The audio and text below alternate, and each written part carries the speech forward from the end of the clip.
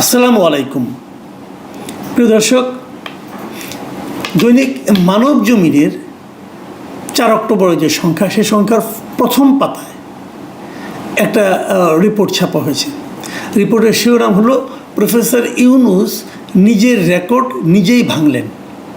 এটা দেখে আমি একটু আমার কাছে খুব ইন্টারেস্ট ফিল করেছি আমি, কী লেখা হয়েছে, কি নিজের কোন রেকর্ড উনি ভাঙলেন।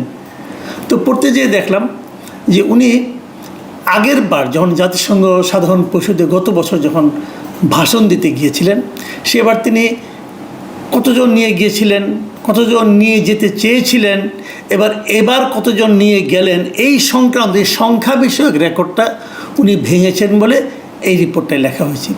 তো আমার রিপোর্টে কে লিখেছেন? তো শুরুতে কিছু লেখাটাকে নেই, শেষে দেখলাম লেখা মচৌ জিনিসটা কি আমি ধারণা করি এটা এই পত্রিকা যিনি সম্পাদক মিস্টার মতিউর রহমান চৌধুরী, উনিই হবেন হয়তোবা, কারণ এইভাবে সাধারণত রিপোর্ট ছাপা হয় না। শুরুতে নাম লেখা থাকে, অথবা স্টাফ রিপোর্টার থাকে, অথবা কিছু একটা থাকে, শেষে আবার মচৌ লেখা। তার মানে আমি ধরে নিচ্ছি এটা মতিউর রহমান চৌধুরীর লেখা। যদি না হয়ে থাকে আমাকে ক্ষমা করবেন।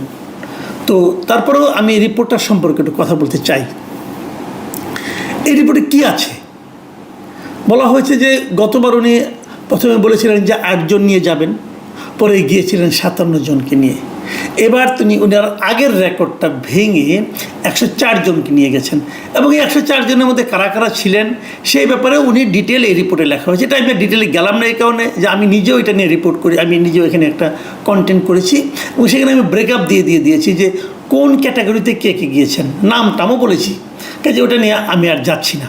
এবং কিভাবে ওখানে বিএনপির পক্ষ থেকে তারেক রহমানকে আমন্ত্রণ জানানো হয়েছিল, তিনি যেতে চাননি, তখন একজনকে নেওয়া হয়েছিল, পরে আবার শেষ মুহূর্তে পররাষ্ট্র উপদেষ্টা কীভাবে পুরো একটা ভজগটো পাকালো, উনি 2 জনের নাম বলেন বিএনপির, এবং 2 জনের নাম দেখে অন্য 2 দল আপত্তি করলে তাহলে আমাদের 2 জন নয় কেন, তখন তাদেরও 2 জন করে নেওয়া হলে, এই সমস্ত ইত্যাকার সমস্ত কাহিনী ওইখানে আসছে। কিন্তু এগুলো আমার কাছে মনে হয়েছে যে যদিও আর্টিকেলটার শিরোনাম যেটা ছিল তার সঙ্গে এই বিষয়গুলো কিন্তু মিলে যায়, কিন্তু এই রিপোর্টের শেষ দিকে এসে যে কথাগুলি বলা হয়েছে সেটা হলো কিছু দুর্নীতির কথা বলা হয়েছে। এবং আমার যেটা মনে হয়েছে, এই রিপোর্টটা যদিও শিরোনামে যাই থাকুক না কেন, এই যে দুর্নীতির যে বিষয়গুলো, এই বিষয়গুলি আসলে এখানে সবচেয়ে গুরুত্বপূর্ণ। এই রিপোর্টের শেষ দিকে কিন্তু উনি বলেছেন যে এতগুলি লোককে নিয়ে, শেষ দিকে না আগের দিকে বলেছেন এতগুলি লোককে নিয়ে গিয়েছে, তারপরে নিউ ইয়র্কে বিক্ষোভ হয়েছে, ডিম বৃষ্টি হয়েছে, সেগুলিও উল্লেখ করেছেন।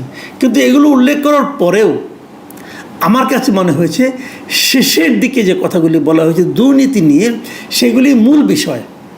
আমি ওই দুর্নীতির পার্টটুকু আপনার সঙ্গে একটু শেয়ার করতে চাই। যেমন আমি বরং পড়েই শোনাই। উনি এক জায়গায় লিখেছেন শেষ দিকে এসে যে প্রফেসর ইউনূস হয়তো জানেন না আজকাল আলোচনার টেবিলে রাষ্ট্রীয় অতিথি ভবনের নামও যুক্ত হচ্ছে। চায়ের টেবিলে বিভিন্ন জনের, বিভিন্ন সংশ্লিষ্ট বিভিন্ন ব্যক্তিবর্গের আলোচনায় রাষ্ট্রীয় অতিথি ভবন যমুনার নাম নেওয়া হচ্ছে। কী প্রসঙ্গে নেওয়া হচ্ছে সেটা উনি আরেকটু ডিটেল করেছেন।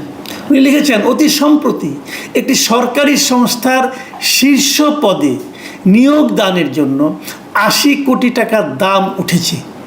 এই জায়গাটুকু আপনারা প্লিজ খেয়াল করবেন। একটা শীর্ষ পদে নিয়োগের জন্য 80 কোটি টাকা দাম উঠেছে। বলা হয়েছে এই নিয়োগ সম্পন্ন হলে একটি বিশেষ স্থানে যাবে 40 কোটি, বাকি 40 কোটি পাবে তৃতীয় পক্ষ। আর যাকে নিয়োগ দেওয়া হবে তার কিছুই করতে হবে না, শুধু বাণিজ্যের কারসাজিতে সায় দিয়ে যাবেন বিনা দ্বিধায়। প্রশাসনিক ক্যাডারের ওই শীর্ষ কর্মকর্তা শেষ পর্যন্ত এই প্রস্তাবে রাজি হননি আখেরের কথা ভেবে। পরবর্তী সময় যখন আসবে, সরকার পরিবর্তন হবে, তখন কি হবে এই কথা ভেবে উনি রাজি হননি। কত কোটি টাকা? 80 কোটি টাকা। 2 ভাগ হবে, 1 ভাগ যাবে বিশেষ একটি জায়গায়, তারপরে একজন পাবে 40 কোটি টাকা, আর বাকিগুলি পাবে অন্য কয়েকটি জায়গায়। আচ্ছা, এর আগে এই রিপোর্টে যেটা লেখা হয়েছে, এর আগের সেন্টেন্সটা সেটা কি, যে রাষ্ট্রীয় অতিথি ভবনের নামও যুক্ত হয়েছে। রাষ্ট্রীয় অতিথি ভবন কোনটা? যমুনা। যমুনা এখন কি হয়, প্রফেসর ইউনূস থাকেন, ওটা ওনার এখন বর্তমানে বাসভবন। তাহলে এই যে দুর্নীতি, এর সঙ্গে কি ওনার বাসভবনও জড়িত? এই রিপোর্টে কিন্তু সেই ইঙ্গিতটাই দেওয়া হয়েছে যে প্রফেসর ইউনূসের বাসভবনের নামও আজকাল দুর্নীতির সঙ্গে জড়িত বলে উচ্চারিত হচ্ছে। এবং উনি আগে প্রফেসর ইউনূসকে একটু ছাড় দিয়েছেন, কি বলেছেন আবার আপনারা মনে করেন, প্রফেসর ইউনূস হয়তো জানেন না আজকাল আলোচনার টেবিলে রাষ্ট্রীয় অতিথি ভবনের নামও যুক্ত হচ্ছে। মানে উনি জানেন না, হয়তো জানেন কিনা শিওর না, মানে হয়তো জানেন না, মানে ওনার নাম ভাঙিয়ে করা হচ্ছে। অথবা জানেন যেহেতু উনি হয়তো বলেছেন, মানে ওনার একটু সন্দেহ থাকতে পারে, অথবা একটু ছাড়ও দিতে পারেন উনি, অথবা ভাবছেন সরকারের শীর্ষ পদে যিনি আছেন তার নাম কি করে উচ্চারণ করি, বরঞ্চ একটু হালকা রূপে রাখি, হতে পারে কোনোটাই, আমি জানি না আসলে কী হয়েছে। কিন্তু এই যে রিপোর্টটা, এই যে কথাগুলো, যে একটা পদে নিয়োগ দেওয়া হবে, 80 কোটি টাকা কন্ট্রাক্ট, 40 কোটি টাকা এক জায়গায় যাবে, আরও 40 কোটি টাকা আরেক জায়গায় যাবে, উনি রাজি হননি। যদি রাজি হতেন তাহলে 80 কোটি টাকা খরচ করে যিনি রাজি হতেন তিনি কত এখান থেকে ইনকাম করতেন? এবং এই যে ইনকামটা করতেন, কেন করতেন? কিছু অনৈতিক সুযোগ সুবিধা দেওয়ার মাধ্যমে। এই অনৈতিক সুযোগ সুবিধাগুলো দেওয়ার মাধ্যমে আলটিমেটলি কার ক্ষতি হতো? কার? এদেশের জনগণের। এদেশের জনগণের ভাগ্য নিয়ে ইনারা ছিনিমিনি খেলছেন। এদেশের জনগণের ভাগ্যকে, যাদেরকে আমরা দায়িত্বে বসিয়েছি, ওনারা নিলামে তুলছেন। কি বলবেন? এই সরকারকে এই মচৌর লেখা এই রিপোর্টকে অস্বীকার করবেন, প্রতিবাদ করবেন? অত সহজ হবে না। মচৌ বলতে আমি যদি মতিউর রহমান চৌধুরীকে বুঝিয়ে থাকি, এবং যদি উনি সেটা হয়ে থাকেন, উনি এত কাঁচা কাজ করার লোক না রে ভাই। যখন লিখেছেন তথ্য প্রমাণ নিয়েই লিখেছেন। আমি কিন্তু যে যাই বলুক, আমি এই রিপোর্টকে কিন্তু আমি ভরসা করছি, কারণ ওনাকে আমি চিনি। কাজেই এই রিপোর্টটা আমি ভরসা করছি। ঘটনা এরকম ঘটেছে, একটা আলোচনায় এসেছে, তাও আসতো না যদি এখানে যমুনার কথা উচ্চারিত না হতো। এরকম ঘটনা অনেক ঘটছে, এরই মধ্যে ঘটছে। মানে একটা গণ আন্দোলন, সেই গণ আন্দোলনের সুফল ভোগকারী যারা সাধারণ মানুষের হওয়ার কথা ছিল, সে সাধারণ মানুষ না, এখন কয়েকজন মানুষ এই সুফল ভোগ করছেন। আমি বাংলাদেশের আইন প্রয়োগকারী সংস্থাকে বলবো, এই সরকারের তো একদিন বিদায় হবেন। বিদায় হওয়ার আগে এবং পরে যারা দায়িত্ব পেয়েছিলেন সরকার চালানোর, কি উপদেষ্টা, কি সাহায্যকারী, কি বিশেষ সহকারী, এদের সবাইকে দেশ ত্যাগের উপর নিষেধাজ্ঞা দেওয়া উচিত।